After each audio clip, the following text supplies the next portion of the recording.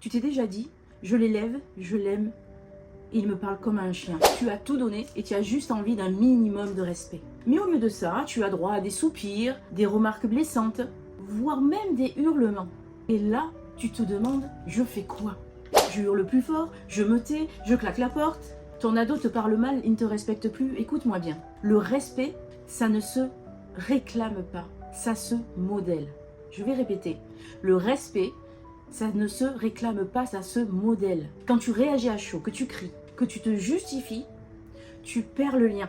Et quand tu encaisses tout sans rien dire, tu te perds toi. Un ado qui parle mal, ce n'est pas un ado qui ne t'aime pas. C'est un ado qui est paumé, qui déborde, qui teste et qui a besoin de limites plus qu'il ne veut admettre. Et toi, en tant que parent, tu n'es pas là pour subir. Tu n'es pas là pour tout supporter. Tu es là pour lui montrer comment on se tient debout.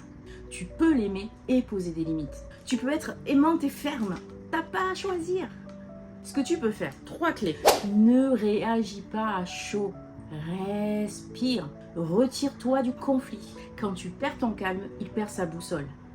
Je répète, quand tu perds ton calme, lui ou elle perd sa boussole.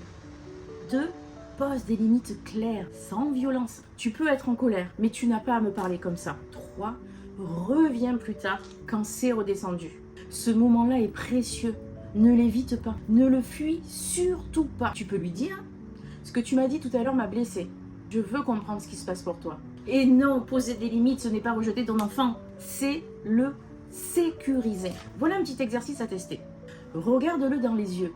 Respire et dis, je suis prête à t'écouter quand tu me parleras avec respect. Puis, silence. Tourne-toi et quitte la pièce. Sans colère, sans drame, juste ton calme, force. Ton cadre, c'est pas un test d'autorité, c'est un modèle de maturité. Et ça, il s'en souviendra. Alors, si tu veux apprendre à poser des limites sans t'écraser, à retrouver ta puissance de mère sans crier et à renouer avec ton ado sans t'oublier, alors j'ai un accompagnement pour toi. Clique sur le lien sous la vidéo. Je t'assure que tu peux transformer cette relation pour toi, pour lui, pour vous deux. Parce que tu n'as pas besoin d'être parfaite, tu as besoin d'être présente, solide et libre.